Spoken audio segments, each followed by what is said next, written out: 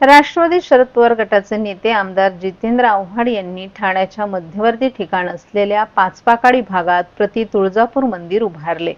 या मंदिराचं लोकार्पण 30 एप्रिल रोजी होणार आहे। मागील 3 वर्षांपासून या मंदिराच्या निर्माणाचं काम सुरू होतं।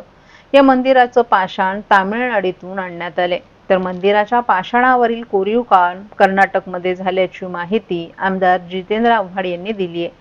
आपण देवीभक्त आहोत, हातून काहीतरी चांगलं घडावं याच उद्देशाने हे मंदिर बांधल्याचंही त्यांनी सांगितलं। मंदिराच्या बांधकामाचं चित्रीकरण जितेंद्र आव्हाड यांनी त्यांच्या इंस्टाग्राम या खात्यावर प्रसिद्ध केले। यावेळी त्यांनी मंदिराची भव्यता चित्रीकरणातून दाखवली आहे। जितेंद्र आव्हाड यांनी मंदिरासाठी जागा मिळाल्यानंतर या ठिकाणी तुळजाभवानी मंदिर बांधल्याचं सांगितलं।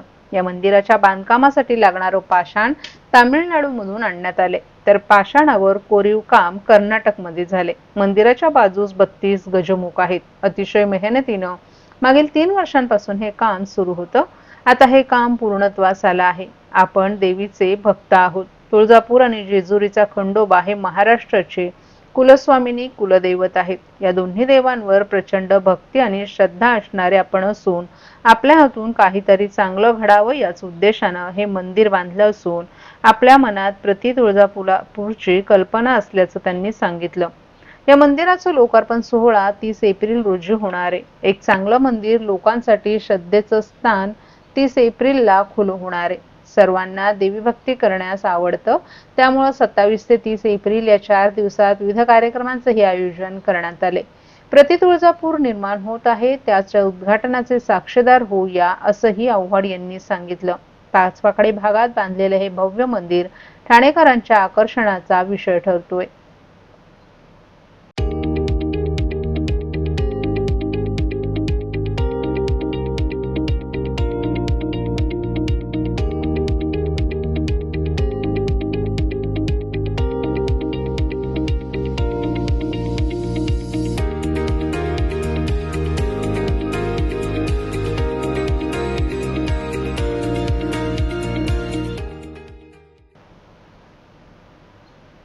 ओबीसी एकीकरण समिती आणि ओबीसी प्रतिष्ठान यांच्या वतीनं ठाणे शहरात मोठ्या उत्साहात वनमंत्री गणेश नाईक यांच्या उपस्थितीत महात्मा ज्योतिराव फुले यांची जयंती साजरी करण्यात आली। जिल्हाधिकारी कार्यालयासमोर असलेल्या महात्मा फुले आणि सावित्रीबाई फुले यांच्या चित्रशिल्पास गणेश नाईक यांच्या हस्ते पुष्पहार अर्पण करून या जयंती महोत्सवास प्रारंभ करण्यात आला। यावेळी माजी खासदार संजीव नाईक, ओबीसी एकीकरण समितीचे निमंत्रक प्रफुल्ल वाघोले, मराठा सेवा संघाचे मंगेश आवळे, भाजपचे ठाणे शहर अध्यक्ष संजय वाघोले तसंच ओबीसी एकीकरण समितीचे सर्व पदाधिकारी मान्यवरही उपस्थित होते। यावेळी वनमंत्री गणेश नाईक यांनी पुष्पहार अर्पण करून महात्मा ज्योतिबा फुले यांना अभिवादन केलं। यावेळी गणेश नाईक यांनी माध्यमांशी बोलताना ठाण्याच्या मध्यवर्ती भागात अतिशय सुंदर महात्मा ज्योतिबा फुले आणि सावित्रीबाई फुले यांचं चित्रशिल्प उभारण्यात आल्याचं सांगितलं। आज जनता दरबारच्या निमित्तानं आपल्याला या शिल्पाला भेट देता आली, ही आपल्यासाठी भाग्याची बाब असून आज जयंती दिनानिमित्त आपण अभिवादन केल्याचंही त्यांनी सांगितलं। महात्मा ज्योतिबा फुले यांनी समाजाला दाखवलेली दिशा ही प्रत्येकाला आत्मविश्वास देते असं वक्तव्य वनमंत्री गणेश नाईक यांनी माध्यमांशी बोलताना केले। जीवनाचा आत्मविश्वास देणारे महात्मा ज्योतिबा फुले यांची आज जयंती आहे आणि कोर्ट नाक्यावरच्या ह्या अतिशय मोक्याच्या जागी या मंडळांनी या ठिकाणी महात्मा ज्योतिबा फुले आणि क्रांतिज्योती सावित्रीबाई फुले यांच्या पुतळ्याचे या ठिकाणी सुंदरपैकी आयोजन केलेलं आहे। आज या ठाणे जिल्ह्याच्या ठिकाणी जनता दरबार असल्या कारणानं आज ही सुवर्ण संधी मला मिळाली। महात्मा ज्योतिबांचं दर्शन घेता आलं आणि त्यांना त्या ठिकाणी हार अर्पण करून एक प्रकारची आदरांजलीच वाहिली आणि त्यामध्ये सर्व कार्यकर्ते सहभागी झाले। निश्चितपणे महात्मा ज्योतिबा फुलेंनी दाखवलेली दिशा ही सर्वसामान्याला आत्मविश्वास देऊन जाईल असा निश्चितपणे विश्वासच नाही, ते सत्य ठरलेलं आहे। चला तुमचा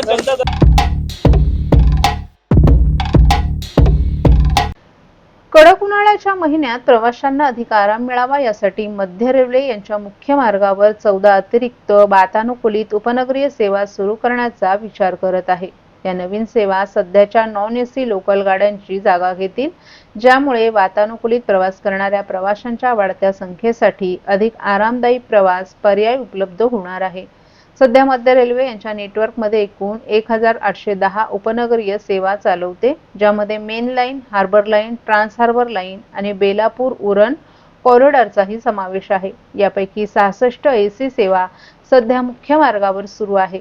मध्य रेल्वेच्या सूत्रांनी या प्रस्तावात केवळ मुख्य मार्गावर 14 अधिक वातानुकूलित सेवांचा समावेश आहे, त्यापैकी 2 गर्दीच्या वेळी नियोजित असल्याचं सांगितलं. एक कल्याण ते छत्रपती शिवाजी महाराज टर्मिनस सकाळी आणि दुसरी सीएसटी ते संध्याकाळी ठाणे अशी माहिती समोर आली आहे.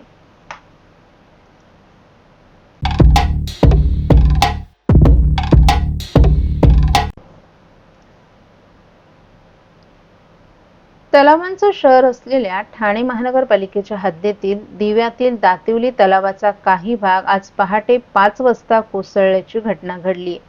गेल्या 2-2.5 वर्षांपासून या तलावाच्या सुशोभीकरणाचं रखडलेलं काम दिसून येत असून दातिवली तलावाचं काम पूर्णत्वास येताना दिसत नसून अतिशय कासव गतीने हे काम सुरू आहे. प्रशासन जाणीवपूर्वक या कामाकडे दुर्लक्ष करत असल्याचं निदर्शनास आलं आहे. अपघातात दिवसा झाला असता तर जीवितहानी होण्याची दाट शक्यता वर्तवण्यात येत आहे. आज पहाटे काम सुरू असलेल्या तलावाचा काही भाग कोसळल्यानं एक रिक्षा आणि एक दुचाकी आतमध्ये कोसळली असता रिक्षासह दुचाकीचंही नुकसान झाले. रखडलेल्या तलावाच्या कामावर दिवेकरांनी प्रचंड नाराजी व्यक्त केली आहे.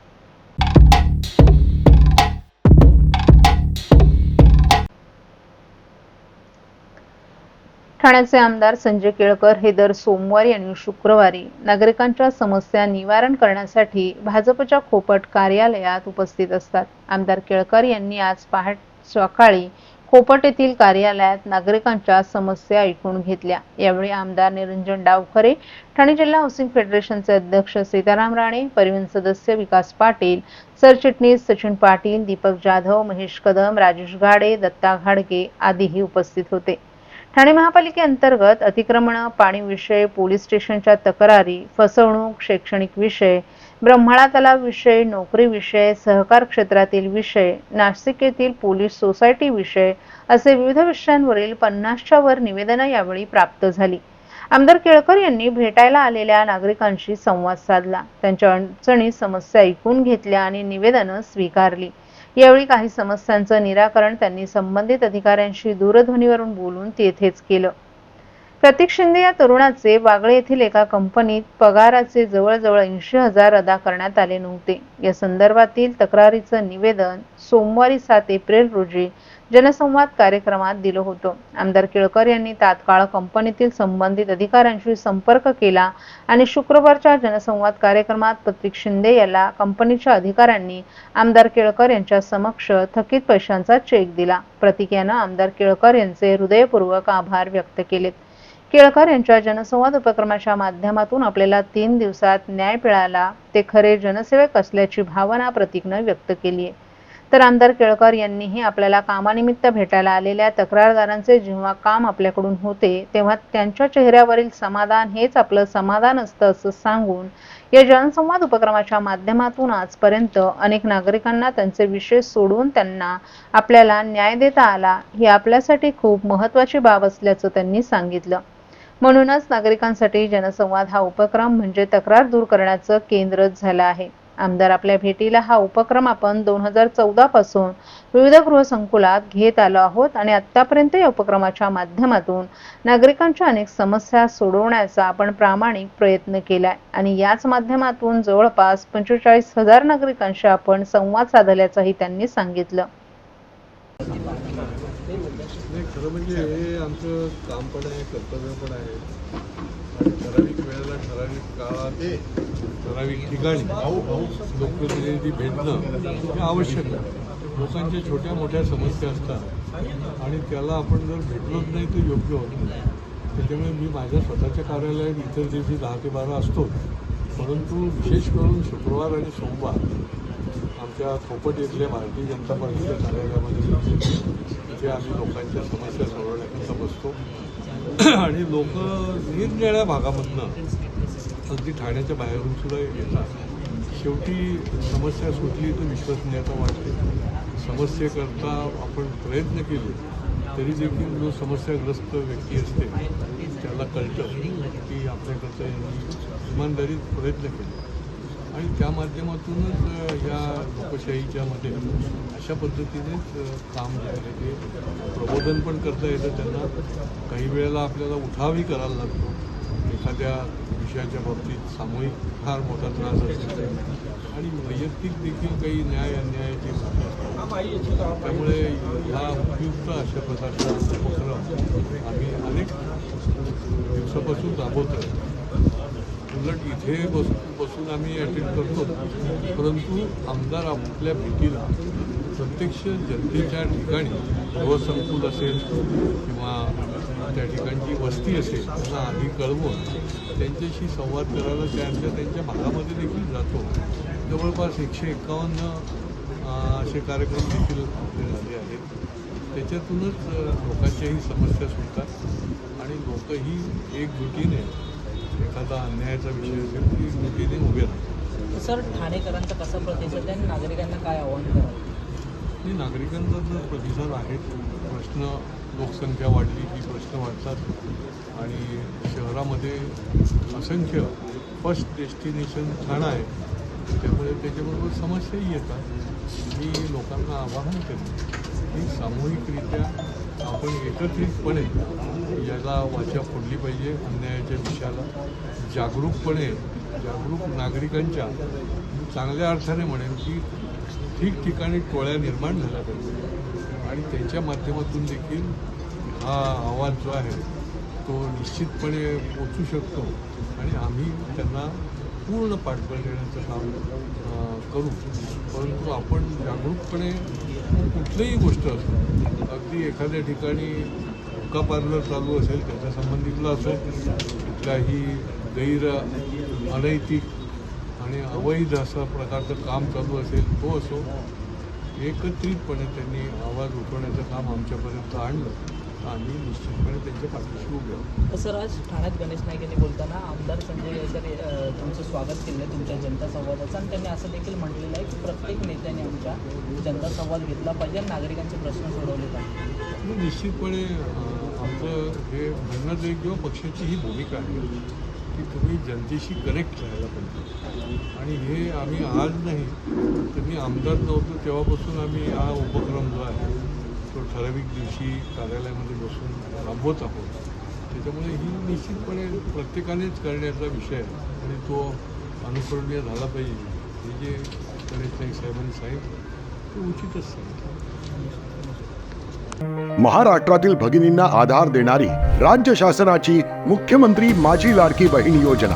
या योजनेअंतर्गत अल्प उत्पन्न गटातील 21 ते 65 वयोगटाच्या भगिनींना मिळणार दरमहा 1500 रुपयांची मदत. अर्ज करण्यासाठी 31 ऑगस्ट 2024 पर्यंत मुदतवाढ. कुटुंबाचं वार्षिक उत्पन्न 2.5 लाख रुपयांपेक्षा कमी असलेल्या महिला पात्र. कुटुंबाकडे पिवळं किंवा केशरी रेशन कार्ड असल्यास उत्पन्नाचा दाखला आवश्यक नाही. पांढरं रेशन कार्ड असेल किंवा रेशन कार्ड नसेल तर कुटुंबाचं वार्षिक उत्पन्न 2.5 लाखांपेक्षा कमी असल्याचा दाखला आवश्यक. योजनेसाठीचा ऑनलाईन अर्ज नारी शक्ती दूत ॲपवरून किंवा पोर्टलवर भरता येईल. ज्या भगिनींना ऑनलाईन अर्ज भरता येत नसेल त्यांच्यासाठी अंगणवाडी, ग्रामपंचायत, वॉर्ड ऑफिस, सेतू सुविधा केंद्रामध्ये किंवा आशाताई बचत गटाच्या CRP यांची मदत उपलब्ध. आता आपल्याला अभिमानानं म्हणता येईल, सुखी आणि सुरक्षित आहे माझी लाडकी बहीण.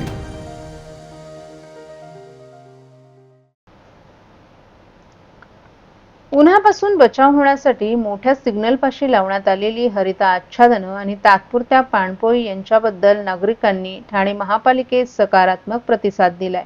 त्यामुळे आवश्यकतेनुसार या दोन्ही सुविधांची संख्या वाढवण्याचे निर्देश ठाणे महापालिका आयुक्त सौरभ राव यांनी सार्वजनिक बांधकाम विभाग आणि पर्यावरण विभागाला दिले आहेत.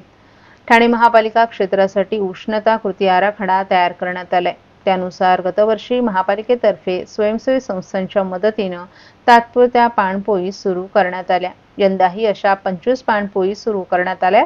त्याला नागरिकांचा उत्तम प्रतिसाद मिळत असून त्यांची संख्या वाढवण्याची गरज आहे. त्यामुळे स्वयंसेवी संस्था आणि लोक सहभागातून ही संख्या वाढवण्यात यावी असे निर्देश आयुक्त राव यांनी दिले आहेत. तसंच तीनहात नाका, अल्मेडा चौक, खोपट, नितीन कंपनी या 6 ठिकाणी वाहन चालकांना उन्हापासून काहीसा दिलासा मिळावा यासाठी हरित आच्छादनांची व्यवस्था महापालिकेमार्फत करण्यात आली आहे. आता ठाणे महापालिका क्षेत्रात जिथे 60 सेकंदांपेक्षा जास्त वेळेचा सिग्नल आहे अशा ठिकाणी हरित आच्छादनांची व्यवस्था करावी असे निर्देश आयुक्त राव यांनी दिले आहेत. राज्य शासनाच्या 100 दिवस कार्यक्रमाची प्रगती, उष्णता लाटेच्या बाबतच्या उपाययोजना, स्वच्छ सर्वेक्षण, ई-ऑफिस कार्यप्रणालीची अंमलबजावणी आदी विषयांचा आढावा महापालिका आयुक्त सौरभ राव यांनी काल महापालिका मुख्यालयात झालेल्या विभाग प्रमुखांच्या आढावा बैठकीत घेतला. अरविंद पेडसे सभागृह येथे झालेल्या या बैठकीस अतिरिक्त आयुक्त संदीप माळवी, अतिरिक्त आयुक्त प्रशांत रोडे, नगर अभियंता प्रशांत सोनाग्रा, नगर रचना सहाय्यक संचालक संग्राम कानडे, उपायुक्त मनीष जोशी, उमेश बिरारी, जीजी गोदेपुरे, दिनेश तायडे, शंकर पाटोळे, सचिन सांगळे, मधुकर बोळगे, अनघा कदम, पद्मश्री बैनाडे यांच्यासह सर्व विभाग प्रमुखही उपस्थित होते.